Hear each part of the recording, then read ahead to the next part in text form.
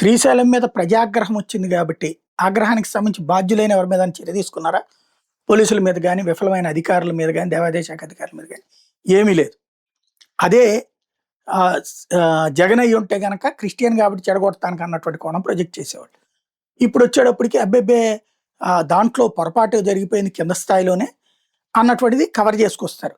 పైగా శ్రీశైలంలో భక్తులతో పోలీసులు సరిగ్గా ప్రవర్తించలేదని సీఎం అసంతృప్తి వ్యక్తం చేశారు.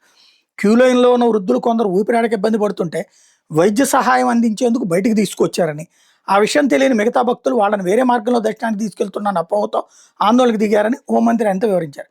అదే విషయాన్ని భక్తులకు అర్థమయ్యేలా పోలీసులు మైక్‌లో ప్రకటించుంటే ఇబ్బంది వచ్చేది కాదన్నారు. ఇది మరి ముందెందుకు చెప్పలేదు ఎవరికీ? ఇంకోటి జ్యోతి అయితే అది వైసీపీ వాళ్ళ కుట్ర అని కూడా రాసేసింది.